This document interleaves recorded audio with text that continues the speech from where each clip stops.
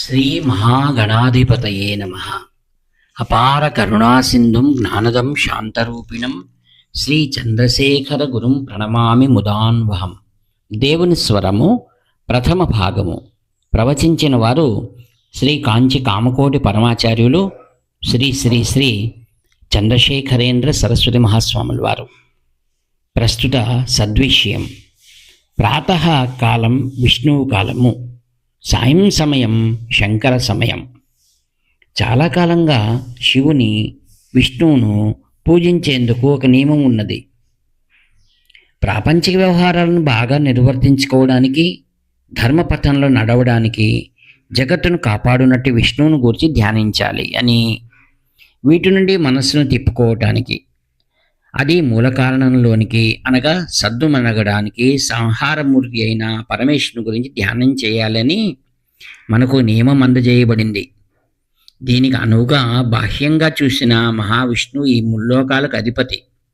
కానీ పరమేశ్వరుడు భిక్షుకుడు, భిక్షాపాతం ధరించినవాడు. ఇద్దరికి ఉన్న గుణాలను పరిశీలిద్దాము. శివుడికి విభూతి రేగలు, తెల్ల జిల్లేడు, ఉమ్మెత్త, తుమ్మి అనే 3 రకాల సామాన్య పుష్పాలు, ఒక పుర్రెలతో చేసిన భిక్షాపాత్ర, గజ చర్మము, పాములు ఇవే ఉన్నాయి. ఎవరు వీటికి ఏ ధర చెల్లించరు. శివుని వద్ద ఏ విలువ చేయని వస్తువులే ఉన్నాయి. మహావిష్ణువుకు కిరీటము, కుండలాలు, ముక్తాహారాలు, పీతాంబరము, కౌస్తుభము మొదలైనవి ఉన్నాయి. వీటికి ఎవరూ వెళ్ళకట్టలేనంత విలువైనవి. అన్నింటికన్నా మించి ఐశ్వర్యదేవతైన మహాలక్ష్మియే ఆయనతో కూడా ఉన్నది. పరమేశ్వరుని కూడా ఉన్న శ్రీమాతేమో అపర్ణ, అంటే ఒక్క ఆకు కూడా లేని తీగ. అపర్ణ అన్నింటిని త్యాగం చేసి ఒక్క ఆకు అయినా తినకుండా తపస్సు చేసింది. ధర్మపథంలో నిలిచి ప్రాపంచికానందం కలిగేందుకు మహావిష్ణువును ఆరాధించటం, ప్రాపంచిక కోరికల నుండి విముక్తి కొరకు పరమేశ్వరుని పూజించడంలో ఒక ఔచిత్యం ఉన్నదని పై మాట వల్ల తెలుస్తుంది. ఇట్లా చెప్పాను కదా అని మహావిష్ణువు జ్ఞానాన్ని ఇవ్వలేడని, కానీ పరమేశ్వరుడు లౌకిక వ్యవహారాల సద్వర్తనం కోసం తన అనుగ్రహాన్ని ఇవ్వలేడని కానీ అర్థం తీసుకున్నదాదు. ఇరుమూర్తులను పూజించే వేళ ఈ విధంగా 2 విభిన్న మార్గాల్లో పూజించినందువల్ల మనస్సు ఏకాగ్రం కావటంలో సహాయం లభిస్తుంది. ఈ ఆధారంగానే తెల్లవారుజామున మేల్కొన్న వెంటనే ప్రతి వారు హరినారాయణ హరినారాయణ అని ధ్యానించాలి అని, సాయం సమయంలో కొద్దిసేపైనా శివాన్ని స్మరించాలని పెద్దలు ఏర్పాటు చేశారు. ఇది చాలా సులువైన మార్గం. దీన్ని ప్రతివారు తప్పకుండా పాటించాలి. ఉదయం పూట ప్రపంచమంతా నిద్ర నుండి విముక్తిని పొందుతుంది. పువ్వులు పూస్తాయి. సూర్యుడు పదమని పద్ధతి తప్పకుండా వేళకు ఉదయిస్తాడు. ప్రాపంచిక వ్యవహారాలు ఆరంభమవుతాయి.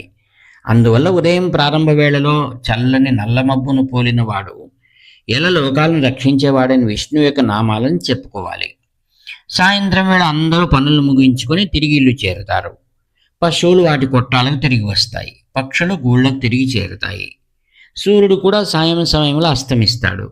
మన లౌకిక వ్యవహారాలు నెమ్మదిగా సద్దుమణిగే సమయంలో మన కదలికలన్నింటినీ తగ్గించి ప్రశాంతతను ప్రసాదించే జ్ఞానమూర్తి అయినట్టు పరమేశ్వరుని నామాలను పఠించాలి. అండం పిండం ప్రాథమికంగా ఒక్కటే పదార్థం కావటం వల్ల బాహ్య ప్రపంచం, ఆంతరిక భావాల మధ్య ఒక సంబంధం ఉంటుంది.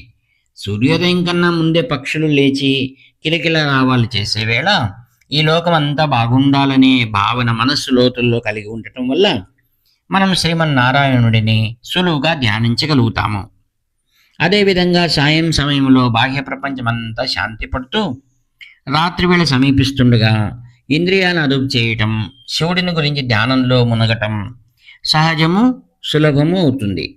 మన మానసిక ధోరణిని బట్టి ఈ 2 విధానాలలో ఆరాధిస్తూ ఉన్నప్పటికీ ఇరుమూర్తులు సమానం అనే భావనను పోగొట్టుకోరాదు. ఉదయం సాంప్రదాయకంగా పంచకట్టులు సంధ్యావనం చేసుకున్న మనిషి సూటును ధరించి కార్యాలయానికి వెళ్ళాడు.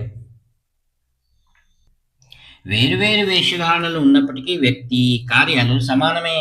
అట్లాగే భగవంతుడు ఒక్కడే.